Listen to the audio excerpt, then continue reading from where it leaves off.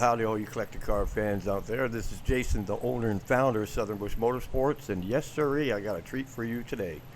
You are looking at what you think you're looking at. If you're a diehard muscle car fan, especially a Mopar person, that is a 1967 HEMI GTX convertible. It's the only one known to exist with those options. Bucket seat console, automatic on the column. I kid you not. You might want to pause and take a look at these pictures.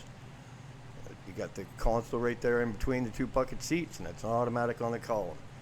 Young man was in Vietnam. His brother sent him a brochure. He ordered this car. I'm showing the pictures twice because I only have three. He ordered the car when he came back from Vietnam. He raced around the town for the summertime, got into trouble. The judge said, sell the car to your brother or I'll put you in jail. So he sold the car to his brother, and his brother never moved it. I ended up finding it. It changed my life, changed everything I did. It was in the beginning of my business. It was sitting underneath an overhead shelter. But that is the missing car. That's also the one that they made the movie Joe Dirt about. But this is the 67 HEMI GTX convertible. Everybody was wondering where it was. There it is. Continuing on in this area, that is a 70 GTX. That 67 HEMI GTX convertible, I had that listed for about an hour, and a guy was flying out from another part of the country, and he just said, yep, that's what I've been looking for all these years. I'll take it. This GTX was finished. The guy that restored it was a little upset because he had finished it about 2 days before, and I had a guy flying in, bought it up right away. Cool car, all numbers matching. Now this area where all these cars were, I ended up going up there to try to find a Superbird, and I ended up staying up there for many months. And it was a long trip. There's a really early, I think that was early Barracuda, but look at it. Talk about a survivor. Car was completely untouched, ran and drove perfect, super solid, no rust. Love this car. I can't remember if I bought this one. I know I bought a bunch of cars on the property. I ended up buying him completely out, all of his cars, all of his parts and everything. He just said, you know, you took me this far, you sold all my stuff, you might as well just buy me out. He cut me a deal, and that was it. I bought that green car right there. That thing was fun to drive around. Talk about a grocery getter. It was a 318 car, but it was fun, and it could burn some rubber. Those 318s got some power, you know. They can really burn some rubber. It's the car that was hiding in a trailer. Yes, that would be a 446 back air grabber Roadrunner. And that was a completely numbers matching car. It was beautifully restored. There wasn't a thing missing off that car. It was just magnificent. I think it was in the trailer because he was going to take it to a show, and I believe I ended up selling it. Now that was a 69 Roadrunner that I found. Now that went to a fellow that was a bus driver at the World Trade Center, and you know, God bless the guy. That was a rough life. The RT that was just sitting underneath a shelter there. This ended up just being a really weird long trip. I ended up buying everything. That was a 69. I believe that was an air grabber Roadrunner. Really cool car. He had just finished that. Well, look at all the cars in the background. He had just finished that car. I can't remember if that one was numbers matching or not. You can tell it's not all right underneath the hood there, that's for sure. Newer battery, newer air cleaner, but boy, that was a sweet car. Look at that. Look at that interior. It's all brand new, all nicely done. This old fella that restored these cars, he sure as heck knew what he was doing. He really did a good job, and that right there is the first Charger I ever found. It was a 69 Charger. It was on an old cotton plantation. It was the first Charger I ever found. I bought it and I ended up bringing it back with me. That right there was a buried 70 triple black Cuda 446 back, and the block was in the trunk.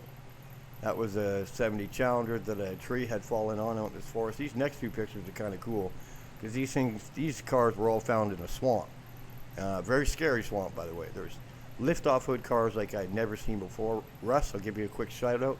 Thanks for letting me come onto your property, Russ. Fella had a property out there. He didn't know all these cars were even stuck out there. I guess his uncle had done it. He inherited the property, and boom, there they are.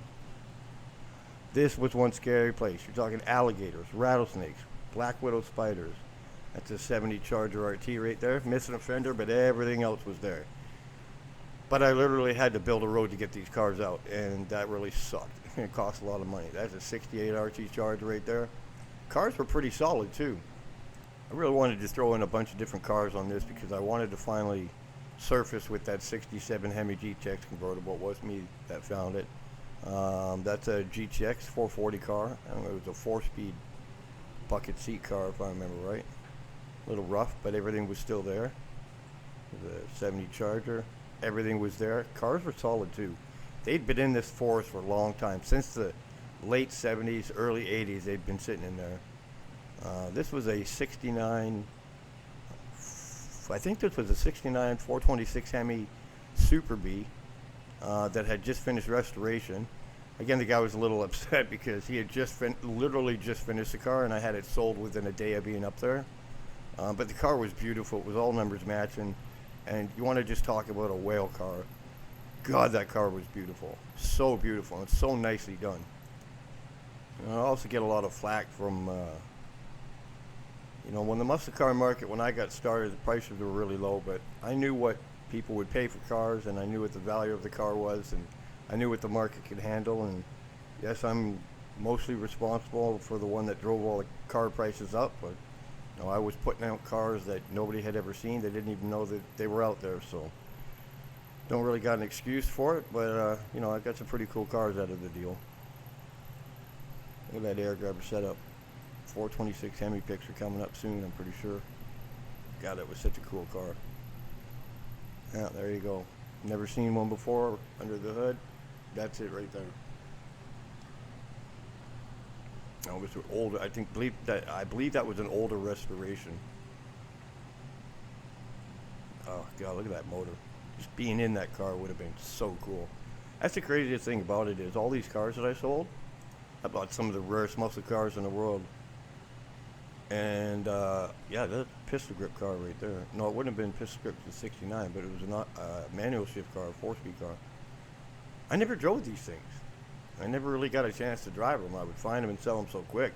I bought a couple 6-cylinder cars and some, 340 darts and stuff like that and drove them around. Or, I never really drove any of these cars because it wasn't about me. It was about getting these cars out of hiding, out of the swamps, out of the deserts.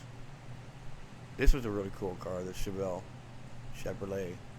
This was completely untouched. I hope I included a bunch of pictures because this guy, we pulled this literally out of the side of his building. And this guy raised old coon dogs. He was an old towing business. He had an old gas pump out in front of his place. I brought that car out of its hiding place, cleaned it up a little bit before I took some pictures because there was weeds and crap all over it.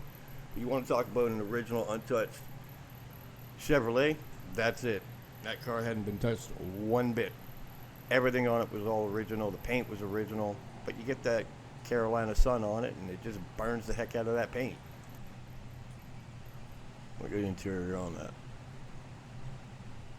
I don't know if Chevrolet actually did that. Those kind of beaded seats like that. I'm not sure, but just completely untouched car. Look at all those gauges there. And it was a manual shift car. Look at that shifter. I don't know. They did that with manual shift. That weird shifter looks weird for a manual shift, but there's the pedals. Yeah, I guess that's the way they did it. This car was a quick sell. It wasn't on my site. Actually, I think I put this one on eBay. Yeah, that's the way. That's the original interior. I put this thing on eBay and it was gone. Like it got bought way the first or second day. But that was the deal. That was my goal, my dream, was to find these cars and get them out to the people that could do something with them instead of the hiding places that they were in. That's all it was about for me. I designed a mapping system so it would leave a trail behind me. I wouldn't go to the same place. I didn't look for the car somebody put out someone in their front yard so everybody could stop and ask them about it. I didn't bother with those cars because they were a waste of time. I'm looking at old microfiche newspaper ads and stories and stuff. Johnny drove a 69 HEMI Charger off the bridge. Well, guess what? In 69, they left that car in the water, and I went down there to get it. And that's how I found a lot of the cars.